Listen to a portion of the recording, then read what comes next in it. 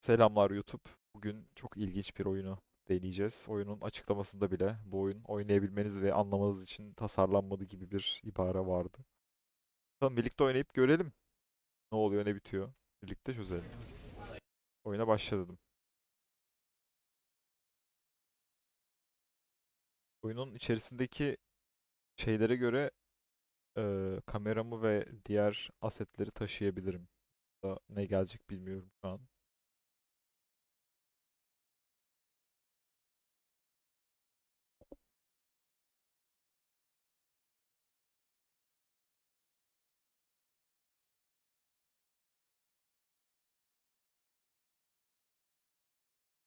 Benim ekran çok uzun.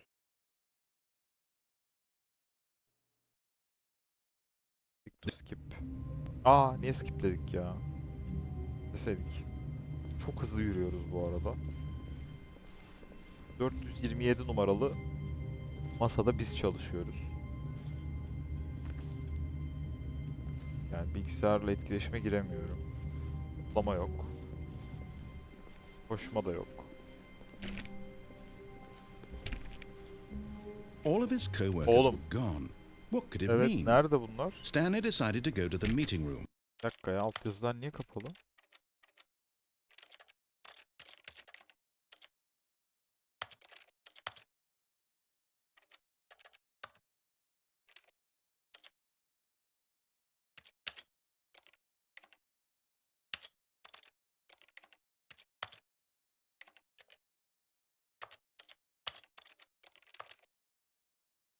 Abi burada olmaz.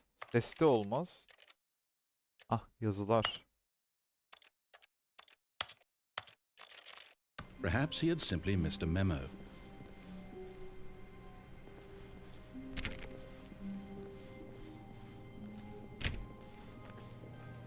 Abi nerede herkes ya? Telefon mu çaldı? Stanley clicked on literally every single door in the office because he doesn't pick up well on cues from his environment.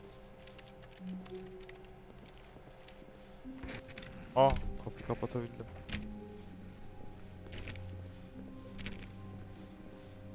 When Stanley came to a set of two open doors, he entered the door on his left. Soldaki kapıdan girdi ne ya? Bir dakika abi. Seçim niye bana ait değil? İyi, soldan girelim. Lan. Kapandı. Bu seçim niye bana ait değil ya? Çok garip bir şey. Yet there was not a single person here either. Feeling a wave of Abi disbelief, şu Stanley decided to go up to his boss's office, Sinevizyonu, hoping he might find an answer there. sinevizyonu biraz düzeltin, bak dışarı kaymış. Bu ne böyle ya? Ya oğlum, hangi yüzyıldan kaldınız? Bak. Abi Stanley stepped into the broom closet, but there was nothing niye böyle bir here, oda so var he ya? turned around and got back on track. İstikamette niye ilerliyorum ya? Coming to a staircase, Stanley walked upstairs to his boss's office. Aşağı gitmek istiyorum, önce bir dur. Oğlum bir şeyler oluyor ha burada. But Stanley just couldn't do it. He considered the possibility of facing his boss. Admitting he had left his post during work hours, he might be fired for that. And in Kapım such a competitive kapandı. economy, why had he taken that risk? All because he believed everyone had vanished? His boss would think he was crazy. Döngüye And then girdik. something occurred to Stanley. Maybe, he thought to himself, maybe I am crazy. All of my co-workers blinking mysteriously out of existence in a single moment for no reason at all. None of it made any logical sense. And as Stanley pondered this, he began to make other strange observations. For example, why couldn't he see Döngüye his girdik. feet when he looked down? Why did doors close automatically behind him wherever he went? And for that matter, these rooms were starting to look pretty familiar. Were they simply repeating? No, Stanley said to himself, this is all too strange. This can't be real. And at last, he came to the conclusion that had been on the tip of his tongue. He just hadn't found the words for it. Lan ne I'm acaba? dreaming, he yelled. This is all a dream. Oh, what a relief Stanley felt to have finally found an answer, an explanation. His co-workers weren't actually gone. Ama He yeter. wasn't going to lose his job. He wasn't crazy after all. And he thought to himself, I suppose I'll wake up soon. I'll have to go back to my boring real-life job pushing buttons. I may as well enjoy this while I'm still lucid. So, he imagined himself flying and began to gently float above the ground. Aa, uçuyor. Then he imagined himself soaring through space on a magical starfield, and it too appeared. It was so much fun, and Stanley marveled that he had still not woken up. How was he remaining so lucid? And then perhaps the strangest question of them all entered Stanley's head. One he was amazed he hadn't asked himself sooner. Why is there a voice in my head dictating everything that I'm doing and thinking? Now the voice was describing itself being considered by Stanley, who found it particularly strange. I'm dreaming about a voice describing me, thinking about how it's describing my thoughts, he thought. And while he thought it all very odd and wondered if this voice spoke to all people in their dreams, the truth was that, of course, this was not a dream. How could it be? Was Stanley simply deceiving himself, believing that if he's asleep he doesn't have to take responsibility for himself? Stanley is as awake right now as he's ever been in his life. Now, hearing the voice speak these words was quite a shock to Stanley. After Abi all, yeter, he knew ne for certain, anlatıyorsun? beyond a doubt, that this was in fact a dream. Did the voice not see him float and make the magical stars just a moment ago? How else would the voice explain all that? This voice was a part of himself too. Surely, if he could just... He would prove it. He would prove that he was in control, that this was a dream. Evet. So he closed his eyes gently, and he invited himself to wake up. He felt the cool weight of the blanket on his skin, the press of the mattress on his back, the Yalnız fresh air of a world outside this one. benim gözlerim açık hala yalnız. Let me wake up, he thought to himself. I'm through with this dream. I wish it to be over. Let me go back to my job. Let me continue pushing the buttons. Please, it's all I want. I want my apartment, and my wife, and my job. All I want is my life exactly the way dökülmüş it's müydü always ya? been. My life is normal. I am normal. Everything will be fine. I am okay.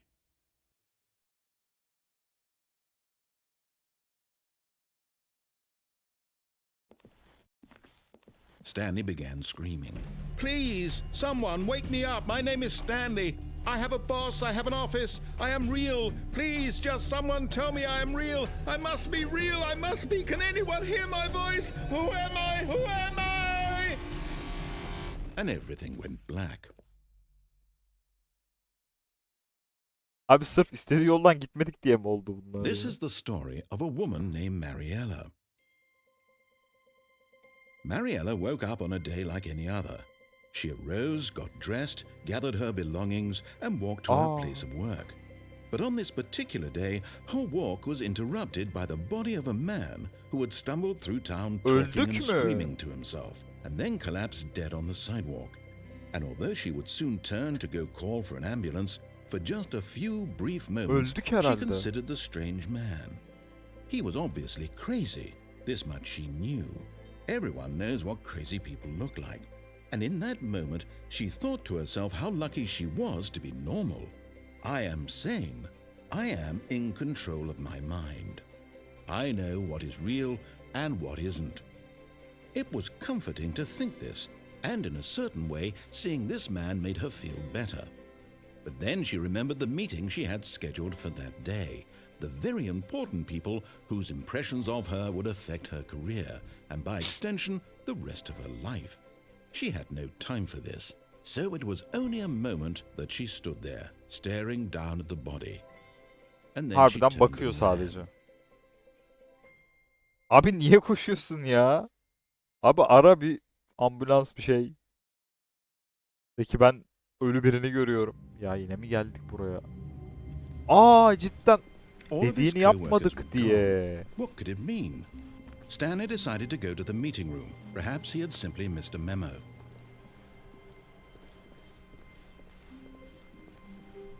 When Stanley came to a set of 2 open doors, he entered the door on his left. Tamam. Soldan gittik. Yet there was not a single person here either. Feeling a wave of disbelief, Stanley decided to go up to his boss's office. Hoping coming to a staircase, Stanley walked upstairs to his boss's office.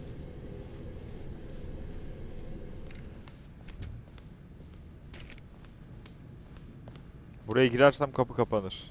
Bir dakika şuraya bir bakayım.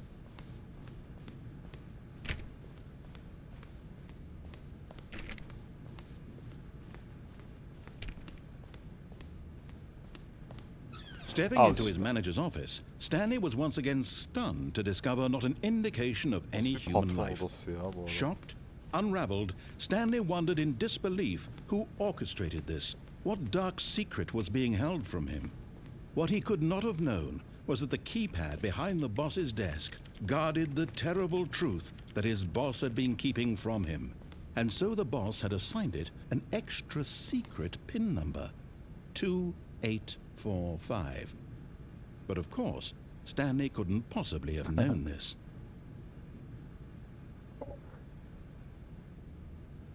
Nerede dedi ki? Ha şurada. Aa yanlış girdik lan. Stanley just sat around twiddling his thumbs. Trying to input anything on the device was useless, since he could never possibly know, yet incredibly, by simply pushing random buttons on the keypad, Stanley happened to input the correct code Şansa by sheer buldu. luck. Amazing. He stepped into the newly opened passageway.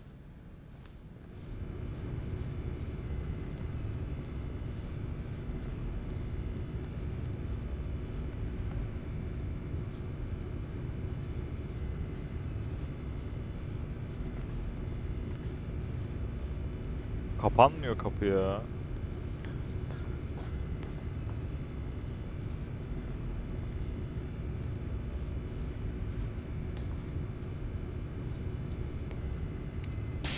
Lan.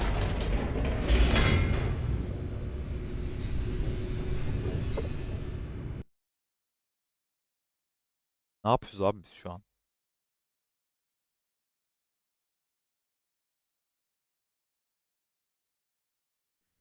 Descending deeper into the building, Stanley realized he felt a bit peculiar. It was a stirring of emotion in his chest, as though he felt more free to think for himself, to question the nature of his job. Why did he feel this now, when for years it had never occurred to him? This question would not go unanswered for long. Abi nereye geldik ya? Stanley walked straight ahead through the large door that read Mind Control Facility. Escape mi?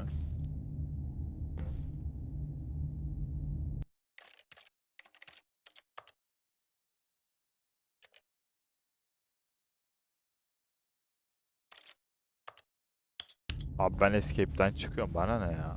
Although this passageway had the word escape written on it, the truth was that at the end of this hall, Stanley would meet his violent death. But of course, Stanley thought better of it and realized he simply had too much to... Nope, still on board with death? Tamam geri dönelim.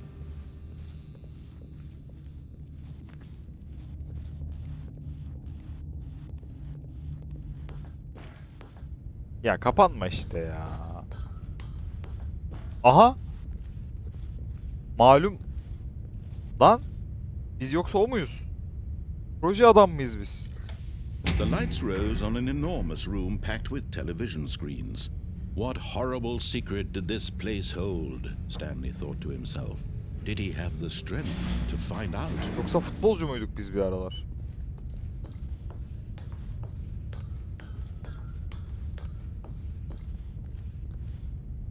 Kameralar. Bakalım.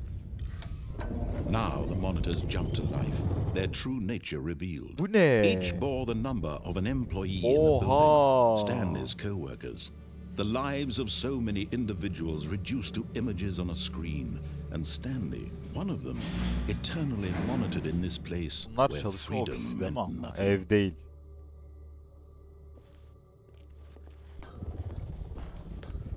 O fired olanlar var. Kovulmuş onlar. Bak kırmızı yananlar kovulmuş.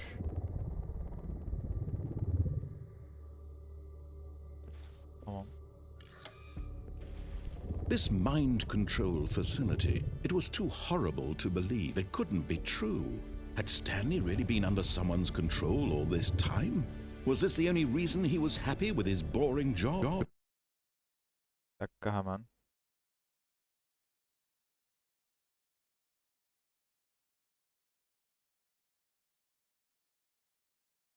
Aa bug'a That girdi. his Ha. emotions had been manipulated to accept it blindly?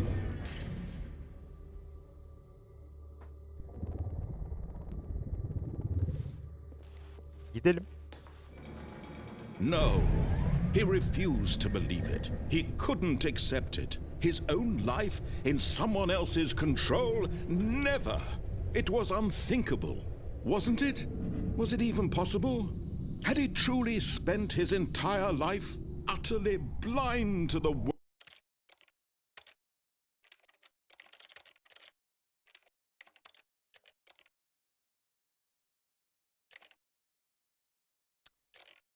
Altyazıyı büyütemiyorum. Abi nereye geldik ya? But here was the proof. The heart of the operation. Controls labeled with emotions. Happy, or sad, or content. Walking, eating, working.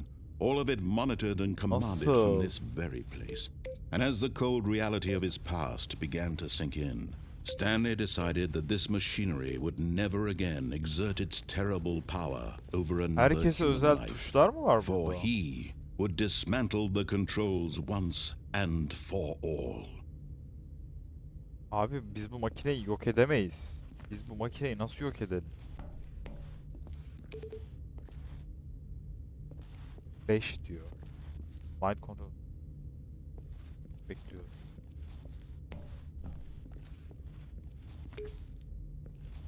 Aşağıda bir şeyler dönüyor ama ne o?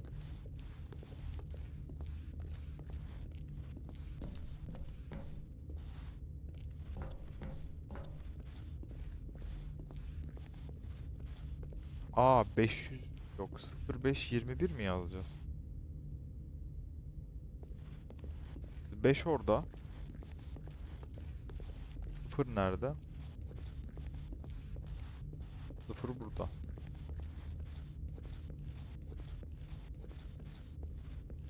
5 orada. E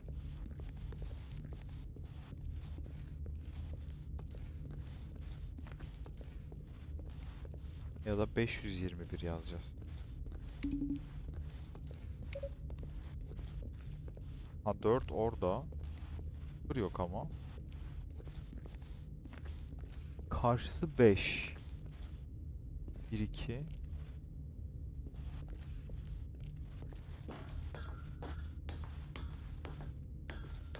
Odaya bir gidelim. Orada bir şey var mı?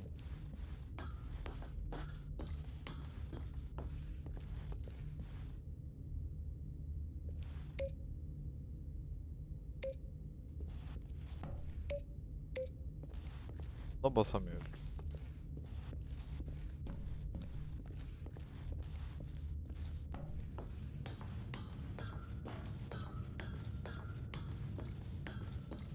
Ha, sistem gücünü açacağız. And when at last he found the source of the room's power, he knew it was his duty, his obligation, to put an end to this.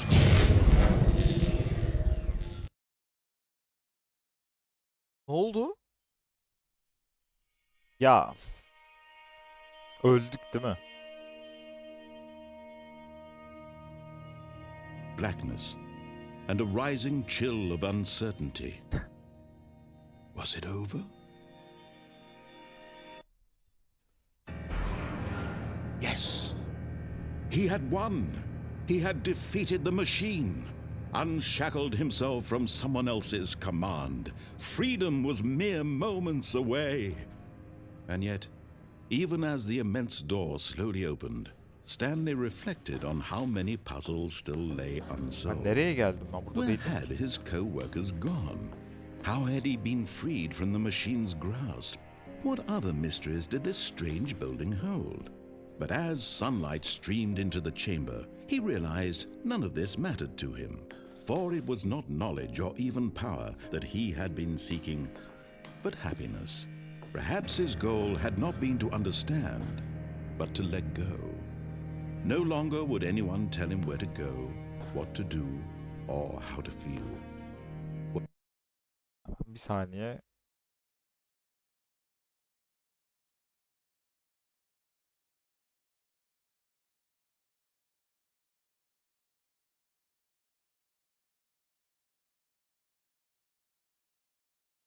The life he lives, it will be his. And that was all he needed to know. It was perhaps the only thing worth knowing. Stanley stepped through the open door.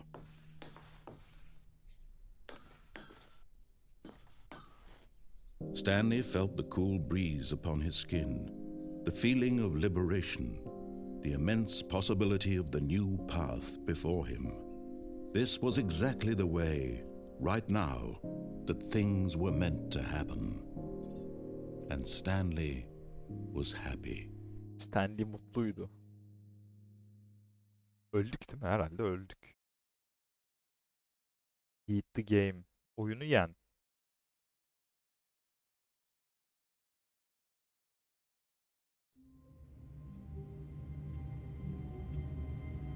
Nasıl ya? Buraya niye geri geldik? All of his co-workers were gone. What could it mean? Stanley decided to go to the meeting room. Perhaps he had simply missed a memo.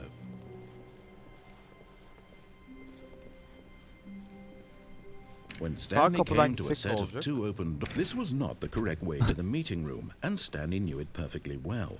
Perhaps he wanted to stop by the employee lounge first, just to admire it. Ah, yes, truly a room worth admiring. It had really been worth the detour after all, just to spend a few... But eager to get back to business, Stanley took the first open door on his left.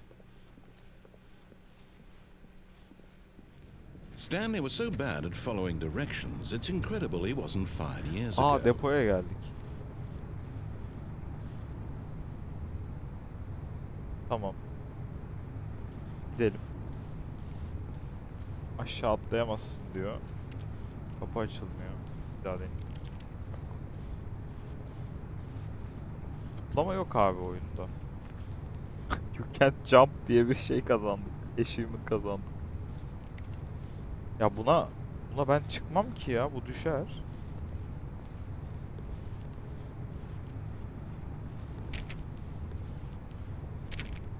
Kapı da açılmıyor.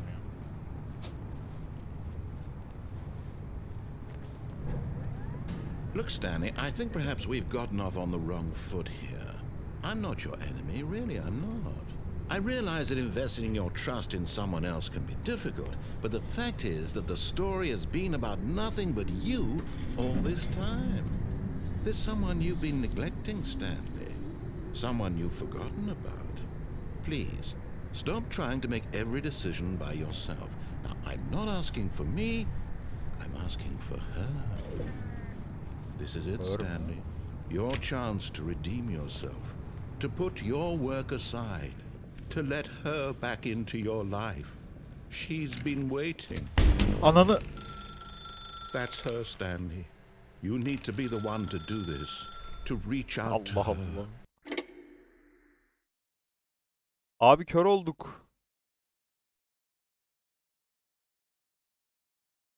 Lan nereye geldim? Stanley, is that you?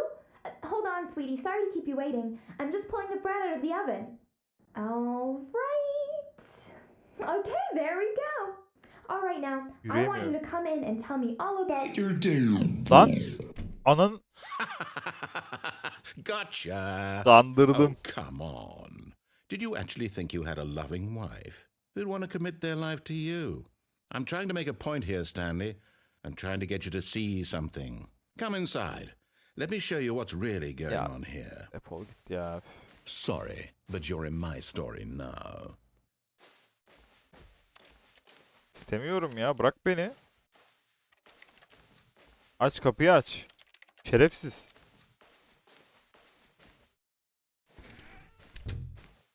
This is a very sad story about the death of a man Ha named yine mi Stanley. öldük ya? Günaydın işçi 420'de klavye tarafındaki Y'ye bas.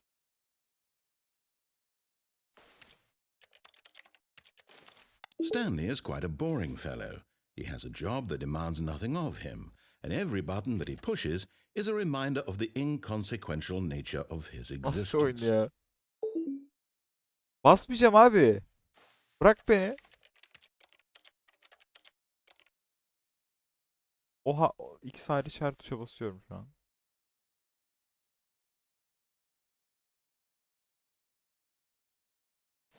İlla basacağız. Look at Al. him there, pushing buttons, doing exactly what he's told to do. Now he's pushing a button. Now he's eating lunch. Now he's going home. Now he's coming back to work. One might even feel sorry for him, except that he's chosen this life. But in his mind, he can go on fantastic adventures. From Yeah. behind his desk, Stanley dreamed of wild expeditions into the unknown, fantastic discoveries of new lands. It was wonderful. And each day that he returned to work was a reminder that none of it would ever happen to him. Ya düzgün televizyon yani lütfen televizyon izlemek için. And Yeah, so he ama ya began to ben fantasize istemiyorum about ki his own televizyon. job.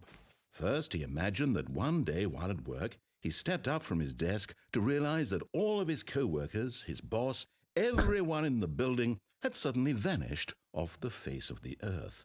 The thought excited him terribly. Onlarla zaman geçmek için C'ye basma. So he went further.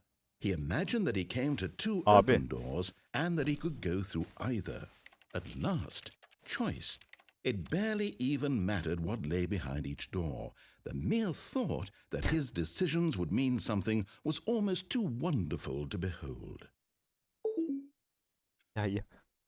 As he wandered through this fantasy world, he began to fill it with many possible paths and destinations. Down one path lay an enormous round room with monitors and mind controls. And down another was a yellow line that weaved in many directions. And down another was a game with a baby. And he called it the Stanley Parable. It was such a wonderful fantasy, and so in his head he relived it again, and then again, and again, over and over, wishing beyond hope that it would never end, that he might always feel this free. Surely there's an answer down some new path, mustn't there be? Perhaps if he played just one more time. But there is no answer. Ne oluyor lan? How could there possibly be? Ya yine mi geldik In buraya reality, ya? all he's doing is pushing the same buttons he always has. Nothing has changed. The longer he spends here, the more invested he gets, the more he forgets which life is the real one. Fark ediyorsanız ama yaptığım zaman klavye tuşu sesi geliyor. And I'm trying to tell him this, that in this world he can never Alt tab be yapınca böyle oluyor. anything but an observer, that as long as he remains here, he's slowly killing himself. But he won't listen to me. He won't stop. Here, watch this. Stanley, the next time the screen asks you to push a button, do not do it.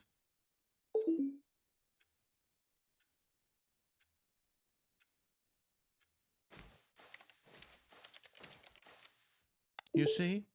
Can he just not hear me?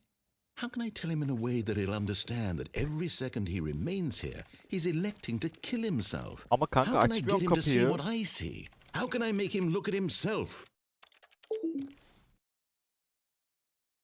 I suppose I can't. Not in the way I want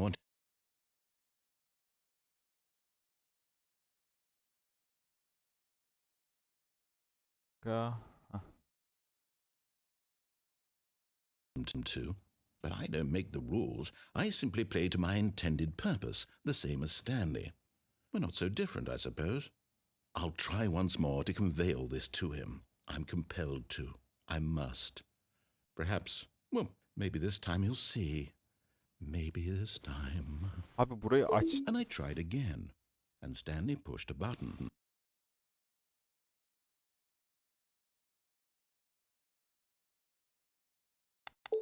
And I tried again, and Stanley pushed a button.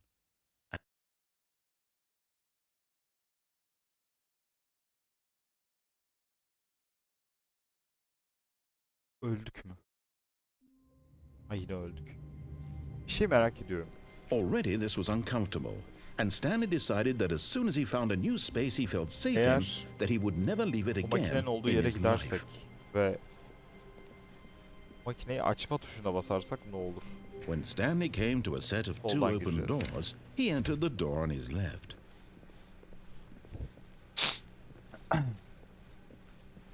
Yet there was not a single person here either. Feeling a wave of disbelief, Stanley decided to go up to his boss's office. Coming to a staircase, Stanley walked upstairs to his boss's office.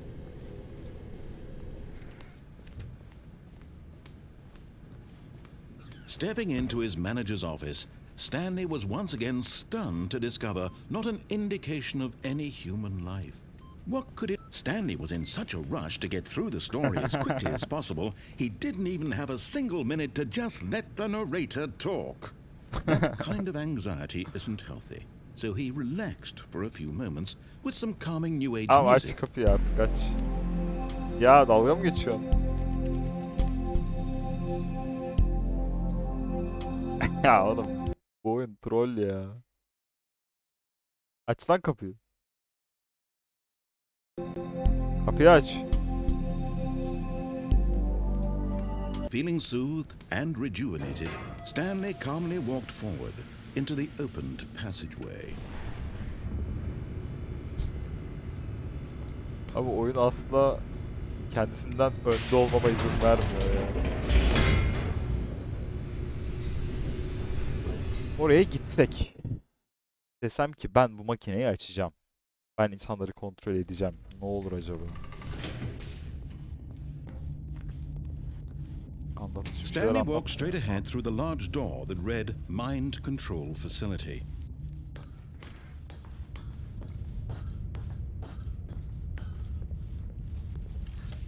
The lights rose on an enormous room packed with television screens. What horrible secret did this place hold? Stanley thought to himself. Did he have the strength to find out?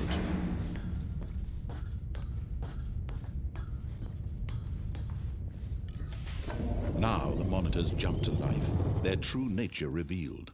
Each bore the number of an employee in the building, Stanley's co-workers.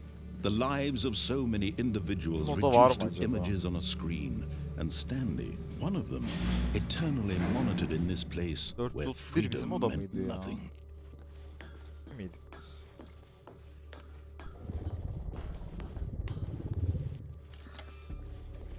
This mind control facility, it was too horrible to believe. It couldn't be true. Had Stanley really been under someone's control all Hadi this artık, hadi. time? Was this the only reason he was happy with his boring job? That his emotions had been manipulated to accept it blindly? No, he refused to believe it. He couldn't accept it. His own life in someone else's control? Never! It was unthinkable, wasn't it? Was it even possible? Had he truly spent his Tabii ki entire mümkün life değildi. Tabii utterly ki kör bir blind içinde to the geçirmeliyiz. world? Sadece But here was the proof, the heart of the operation. Controls Wow. labeled with emotions, happy or sad or content, walking, eating, working, all of it monitored and commanded from this very place. And as the cold reality of his past began to sink in, Stanley decided that this machinery would never again exert its terrible power over another human life. For Bunlar- he burada bir şey var would belli ki dismantle ya. the controls once and for all. ya bir sırayla bir basalım mı? 1 2 3 4 5 bir sırayla basalım mesela ne olacak? Bakalım. Merak ettim. Belki bir şey oluyordur burada. 1 2 3 neredeydi? 3 buradaydı 3. Burada olması lazım. 3 4 yukarıda. Aynen.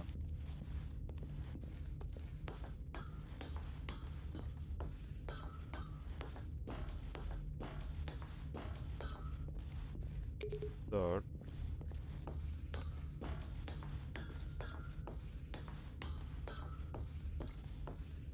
Beş de orada. Koşma yok oyunda ya. Koşma olsa iyiymiş.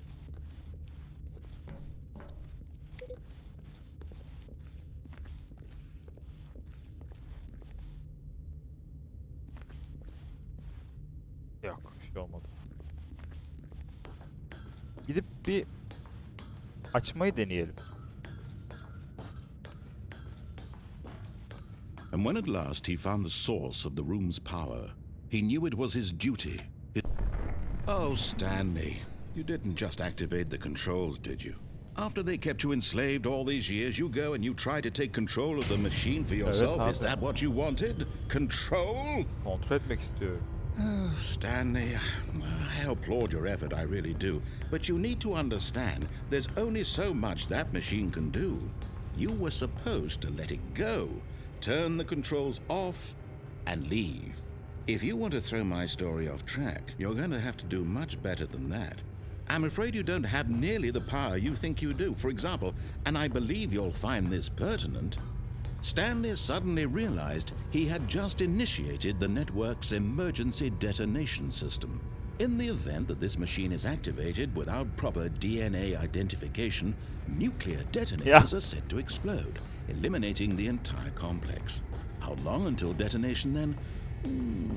Let's say 2 minutes. Ah, now this is making things a little more fun, isn't it, Stanley? It's your time to shine. You are the star. It's your story now. Shape it to your heart's desires. Oh, this is much better than what I had in mind. What a shame we have so little time left to enjoy it.